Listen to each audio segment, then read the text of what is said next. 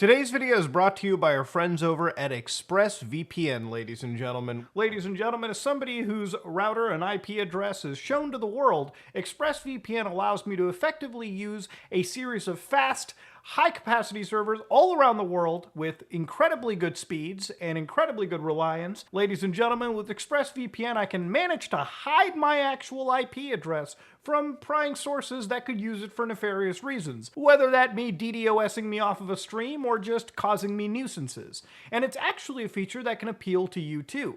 If you don't want to give up information on the internet anyways to people that don't need to see it, you can route your information through a VPN service like ExpressVPN. And one of the reasons I like to use it is because of trusted server technology, where ExpressVPN and as many third-party audits have shown that they have used RAM-based servers that allow you to create a new session, and as soon as you're done, the RAM will get cleared by ExpressVPN, and as soon as RAM turns off, because it's volatile memory, all your information and caches go away. No hard drive is present in this entire situation. If any of that interests you and you want to get 3 months free, go to expressvpn.com/SOG. Get the extra 3 months of ExpressVPN free as well. Ladies and gentlemen, that's expressvpn.com/SOG. That said, let's get to the video. Hello guys and gals, me Mutahar, and today we're going to talk about the time the FBI ran the largest criminal social network of all time. We're talking tons of drugs being sent around. We're talking tons of the wildest criminals interacting with each other and pretty much writing out and incriminating themselves, all for the FBI to read. Now, ladies and gentlemen, last time we looked at the FBI, they were running, they basically hijacked a website that was distributing some pretty illicit material, but now they're operating a social network that all the criminals in the world were using. You might be wondering, how did the FBI achieve this? Well, ladies and gentlemen, to start off with, we're going to talk about a basic concept. What if you wanted to message your friend without the government, the big bad government, looking into your messages and spying on you? Well, you would use a messaging app that would have end-to-end encryption. For those of you who don't know what end-to-end encryption is, have you ever wanted to send a message, again, without that government looking in? Well, you would download any application like, I don't know, WhatsApp, Signal, I believe Telegram. You would basically download any of these applications that would promote privacy to you. The way that end-to-end encryption works is two devices basically create keys. One device creates key A, the other device creates key B. Between these devices, they have key A and key B, which is effectively used to encrypt a message and then also decrypt a message when it arrives to the actual target. Now, because these two devices have keys and nobody else has a key, when you write a message to your friend and ask him, hey, how's your day? When that data flows through the vast tubes that we call the internet, it looks something like this, okay? A big jumble of letters. It's an encrypted message. So if the big bad government grabs that encrypted message, all they can see is this big jumble of nonsense. Because they don't have the decryption keys for that message, it effectively stays pretty secret. Now, again, that's a pretty layman's explanation. But that should be enough to tell you that these kind of tools can be used for both good and bad. It's much like the deep web that I browsed, okay? There's a lot of journalists that use the deep web to basically hide and bring the truth to individuals without their, oppressive governments basically finding out who they are and sending them to a gulag, just like the deep web can be used by criminals to facilitate the sale of drugs, illicit materials, and so on and so forth. And it can also house, chubby Indian, fat Indian guys like me browsing the internet and uploading that to YouTube. See, there's a whole range of good, bad, and neutral, and that's pretty much the crux of today's video. Now, you and I are pretty safe. I use Signal to talk to my friends around the world, but I don't use it to necessarily hide anything. I just like having the ability to have a private chat with somebody that's truly private. I, like most people, don't really like it when the government or anybody has the ability to spy on me. And I know some of you will say, but Muta, what if I have nothing to hide? Again, a good example is leave your front door unlocked and let any federal agent sit inside your house the entire day, or just let anybody sit inside your house. You'd probably find it creepy. Now, throughout the years, the Federal Bureau of Investigation, and much like most U.S. tech companies or U.S. federal agencies, there have been programs like PRISM, for instance, that have allowed the U.S. government to backdoor a lot of famous services and get information that they probably shouldn't be legally allowed to have. So the FBI, instead of breaking into something, decided that they were going to create a social media service called Enam that they were going to sell to criminals under the guise of privacy, and over the years harvest every single dirty message those criminals were sending until they rolled it all up into a nice pack of evidence and started handing out indictments, arrests, RICO charges, so on and so forth. Now, to understand, there is a lot of good that is done out of this, but I have to explain that this was still the FBI facilitating a criminal social network, letting crimes happen until eventually a few people got privy to them and the FBI had to shut it down. So let's start off from the beginning. So fresh from the Southern District of California came Operation Trojan Shield. Now, Operation Trojan Shield, according to the FBI, when they had to basically tell the entire world on June 8th, 2021, that hundreds of criminal syndicates were infiltrated, a platform that they were using, distributed by the FBI, resulted in massive worldwide takedowns. So to understand, what the FBI did was create a company known as Enam, which basically sold an encrypted device. And this was promoted by criminal influencers worldwide. And they sold around 12,000 Enam encrypted devices to more than 300 criminal syndicates operating in more than 100 companies. So this included the Italian organized crime families, outlaw biker gangs, drug trafficking organizations. So of course, if you look at the heat map, they pretty much had all of North America covered, all of South America pretty much handled, all the way out to China, Russia, Japan, Australia, even parts of Africa. So this was a very, very successful situation. And throughout this entire experience, the FBI cataloged around 27 million messages between criminals all over the world who didn't even know that their evidence was their conversations were being reviewed, recorded, and gathered by the FBI. So of course, primarily what the FBI had actually done is basically sell the idea of impenetrable encryption, and it basically gotten criminals to discuss shipping narcotics, money laundering, and in some cases, actually threatening violent action against other people. So again, most of this stuff was relegated to drug deals, and that's pretty much what it came down to. Now, according to the Federal Bureau, they had around 800 arrests. They seized 8 tons of cocaine, 22 tons of the old Mary Jane, 2 tons of methamphetamines, 6 tons of precursor chemicals, around 250 firearms, and around $48 million in worldwide currencies, okay? And because of dozens of corruption cases being initiated throughout the course of the investigation, there were 50 clandestine drug labs that were actually dismantled. It was insane. This is probably one of the most massive sting operations, if not the largest sting operation imaginable. And you can see the drug bust right over here on May 2021, when law enforcement agencies all around the world, the United States, Germany, Australia, had started raiding criminals, all because they pretty much self-snitched on themselves without realizing. So what's really funny is looking into some of the actual messages being sent. So they were sharing literal photos of their drug labs around on this application. Here's one beautiful piece. Yo, I have a cargo ship with captain on side too. They want to throw overload as they leave. So once tugboats release, the pilot boats guide them out to sea. Once pilot boat leaves, we message saying throw, then they'll throw right away. Can you do this? If so, what's your fee? And of course, you can see that an individual known as Juntao, yeah, they can definitely catch it. They charge 20% door fee. How many kgs can they do per time? What are the cost of goods? Yo, is that firm, bro? Can they charge a fee instead? You know, it almost looks like somebody's discussing selling like a PlayStation on like Facebook Marketplace. No, these are criminals discussing smuggling routes and payments to each other. It's fucking insane. So the way that this worked is every time some criminal would send a message, it would basically send a blind carbon copy of the message to an FBI server, and they would just basically catalog all this evidence. And so how did this all come to be? How did the FBI even make this popular? Well, to understand, it was all done under a private company that they made called Enam. which basically sold those smartphones. And if you go to Enam's website right now, and the website was called enam.io, which if you look at it now, it's seized, the domain is gone.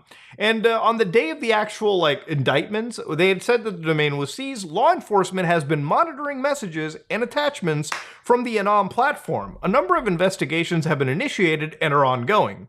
Now, if you use this application, you could fill out this form right here, and the FBI would come back and tell you, yeah, bro, we're checking in on you, or, nah, it's cool, you just sent a dick pic to your friend. It's whatever, not a big issue. Now, even looking at Enam's website, what they had effectively done is showcase this cute-looking smartphone, and it was just an Android-based smartphone. That's all it really was, with a bunch of actual enterprise-grade, security features, military-grade encryption, and it was all just based on the Android operating system. More specifically, they called it Arcane OS, which basically didn't exist up until before this, and it came out that this was a fork of Android that was developed from the FBI. Now, Enam itself is actually a messaging application that the feds advertise through Enam as a safe and confidential application. And of course, the criminals who thought that, wow, military-grade encryption, we should be pretty good. I'm going to show you what their actual Twitter looked like at the time.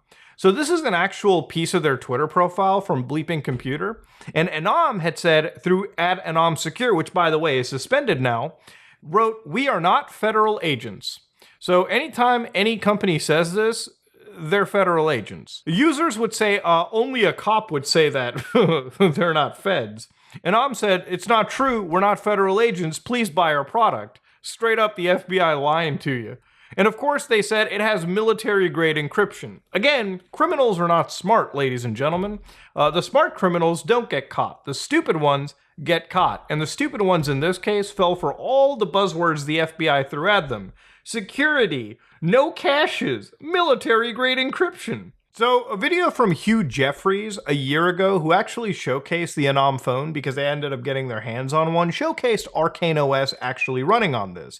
And for the most part, it seemed to just run on Android, and a lot of these applications that they would bundle with would be fake. The phone was designed to look fake, obviously, look real on the surface, but obviously the actual guts of its social media platform, the criminal social media platform, was hidden throughout the calculator application. So through stock footage that was provided by the Australian Federal Police, activating a code in the calculator app would take you to the Enam application, which contained chats, a vault application, contacts, and profiles. So obviously when you got cool spy shit like this, dumb criminals just happen to believe it. Now, how did this get so popular so fast? The FBI decided to accelerate the application's growth by doing two things. A, killing the competition by arresting them, and B, using criminal influencers. So let's start with actual A real quick. According to the FBI's indictment, according to the feds over here, when this all really began was back in 2018, when they were actually investigating a Canadian encrypted device company known as Phantom Secure, who they actually ended up dismantling again in 2018. And right after that, Enam was actually birthed. So to give you an idea with who Phantom Secure is, they were of course a company that created those mobile secure phones. And they were designed obviously with kill switches and special systems that basically, if you were ever caught, you could kill your phone and get rid of all of your digital evidence, or at least that's what was claimed. Now, according to Vice, they actually talked about the CEO for that company, Vincent Ramos, who, 41-year-old Canadian, living out in British Columbia, was found guilty of racketeering conspiracy and had to forfeit $80 million, as well as international bank accounts, crypto accounts, gold coins, real estate, and whatnot. And of course, this was a multiple group effort. The Australians, Canadians, and the United States worked together. But what was actually really wild about it too was the person that was allegedly helping Vincent was actually a Canadian RCMP agent, one of the higher-ups. And ladies and gentlemen, that person was known as Cameron Ortiz. So to give you an idea, the RCMP is like the Federal Bureau of Investigation for Canada. And when you got an individual like this helping a criminal out, it can be pretty damn scary. So according to The Walrus, Ramos was founded and CEO of Vancouver-based Phantom Secure, a company that offered what it called military-grade encryption to criminal enterprises across the globe. From small-time loan sharks right up to Mexican drug lords, fundamentally, Phantom Secure was a hardware company. It sold modified BlackBerry handsets that had been customized to communicate only with other Phantom Secure devices. On top of that, it ran an email system that routed encrypted messages through Panama and Hong Kong. As a result, conversations were nearly impossible to intercept, and if law enforcement did snag a message, there was no way of decrypting it. Remember back to the beginning how I told you about end-to-end encryption?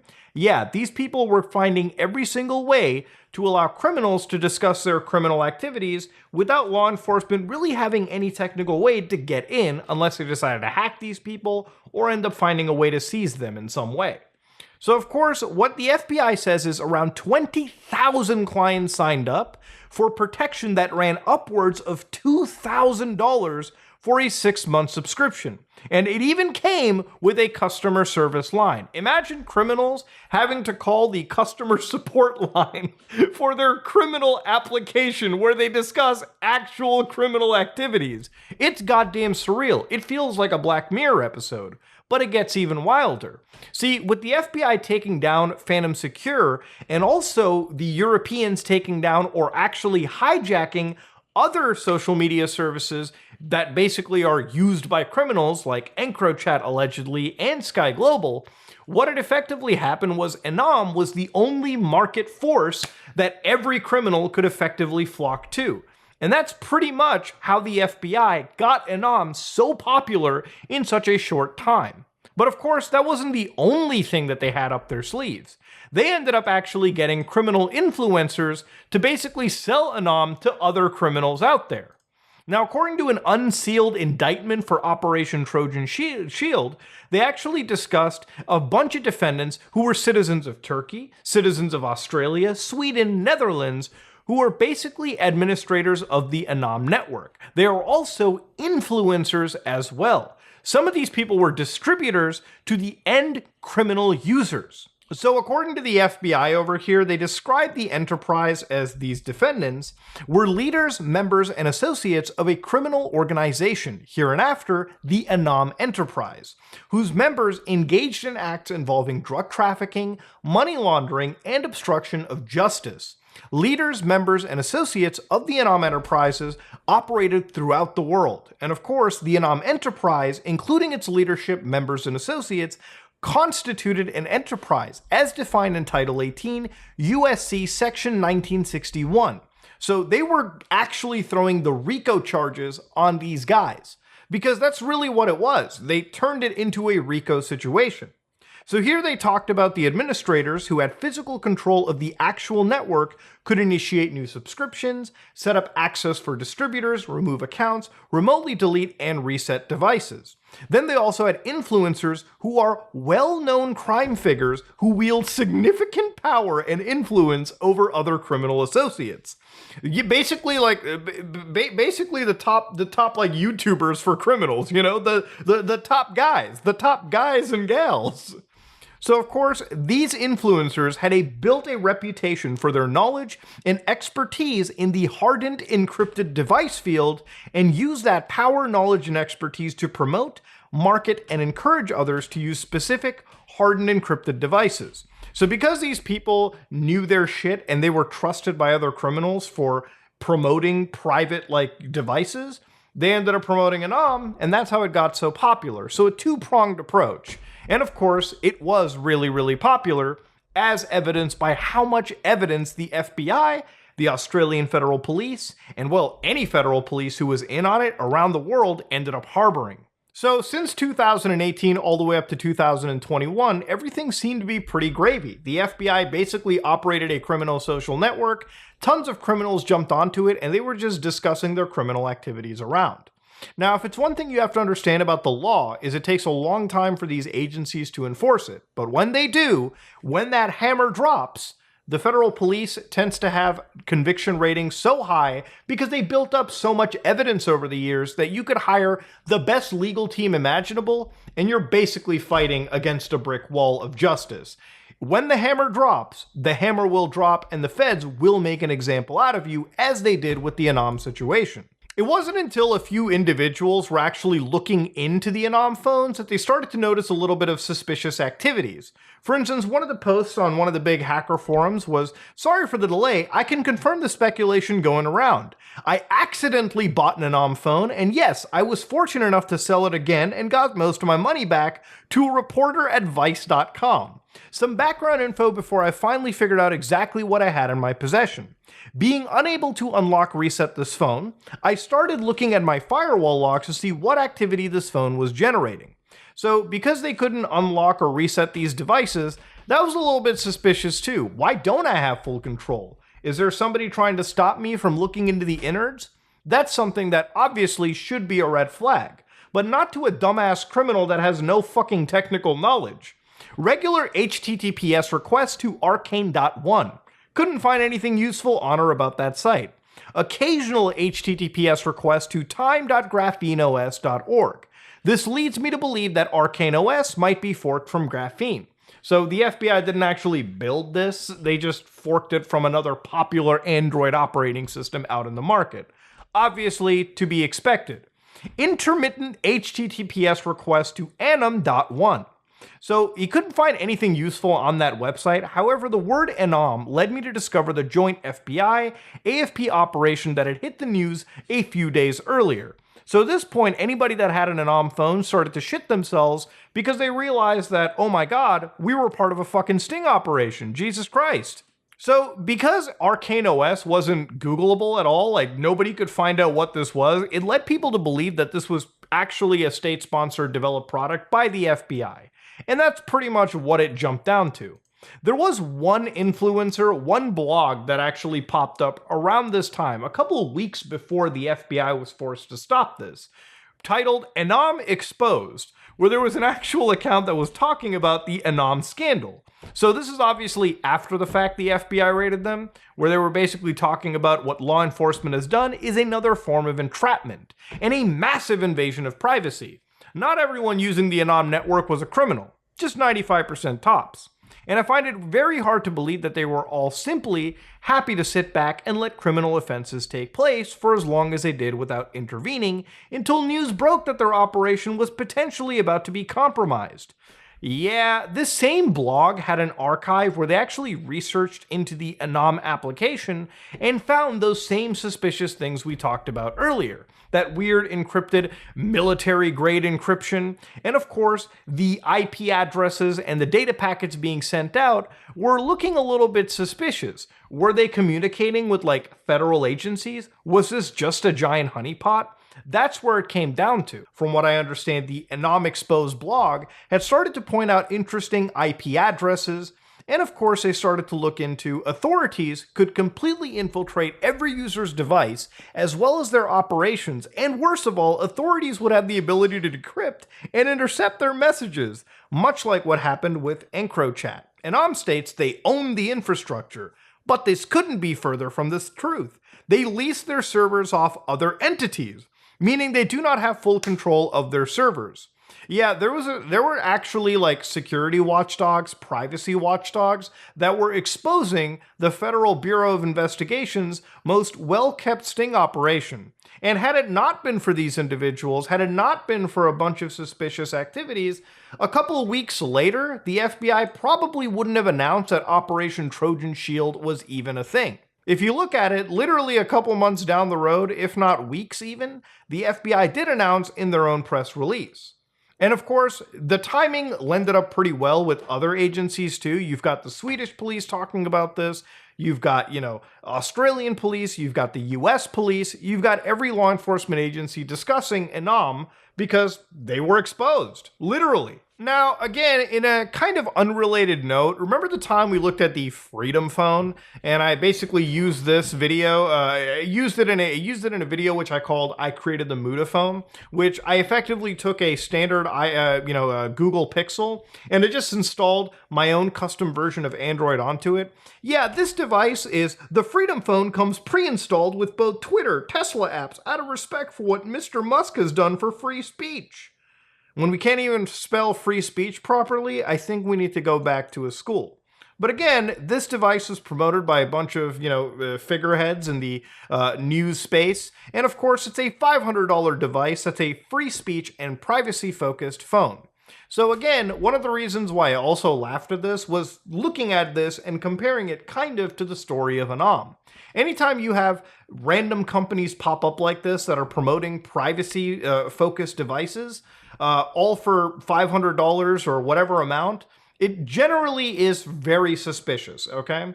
Because at the end of the day, if you really aim for privacy and focusing on privacy, there are plenty of applications already out and about that you can use that provide you pretty much impenetrable security as well too. I mentioned Signal earlier as well, and as Signal, the company behind them, they recently had a bit of a scare where apparently there were people selling a 0-day vulnerability, which if you don't know what a 0-day is, it's effectively a vulnerability that people or the company has no idea about, and criminals could be using that vulnerability to steal your data. And of course, these people spend hours, weeks, months, years constantly perfecting their applications and protocols to prevent that from happening. And of course, they even checked with people across the governments, across multiple sources, across multiple corporations to make sure that they weren't penetrated. Again, this isn't an advertisement for Signal. I'm just telling you what the FBI did with Anam. If you had two brain cells to rub together and some basic computer knowledge, you could have used any other application. But, of course, criminals, who are unanimously stupid, decided to jump for the most obvious fucking honeypot imaginable. This also kind of begs the question, too. The FBI had run this since like 2018. So they were completely okay with letting crimes happen as they were gathering evidence. Which, the sad part about this entire story, at least to me, is throughout the Anam situation, there were actual deaths that happened because the FBI let criminals get away with it. Because there was a lot of drug trafficking that happened, you can't tell me that there weren't people who died, unfortunately, through drug overdoses, or the actual drugs being sold around, whether they were cut with weird shit, because criminals, again, don't really have the strongest source of morals or ethics imaginable. There were people that obviously died throughout the FBI's investigation into it. So while yes, they got tons of drugs and tons of criminals off of the streets, it's another example of, honestly, just being really reckless. That's really all that you can look into the situation as. The Federal Bureau ran one of the largest criminal networks imaginable, and while there was definite good being done in this situation, I will never discount that whatsoever. You'll never find me complaining about the fact that actual scumbags face some prison times. I just feel that sometimes these investigations can absolutely cause some real actual harm. And honestly, in my opinion, when you do cause even the tiniest bit of harm, I think that in some cases that does outweigh the actual good that you do. You shouldn't become a criminal just to stop criminals, in my opinion. That's a pretty strong line that I try not to promote crossing. That's really what I have to put down in this situation. So yeah, Anam was a wild, wild story. And honestly, it's a great example to show you what agencies, federal police will do in order to actually stop criminals. This wasn't just the FBI selling some crazy handset device that was promoting security. This was, without a shadow of a doubt, the largest sting operation ever done in the history of law enforcement. And in some cases, it's just impressive discussing the story in general. So ladies and gentlemen, this is me, Mutahar. If you like what you saw, please like, comment, and subscribe. Dislike it if you dislike it. And if you really care about your privacy and safety and security, please don't just buy from something as shady as Anam, because 99% of the times, it's probably a police honeypot. Ladies and gentlemen, this is me, Mutahar, and I am out.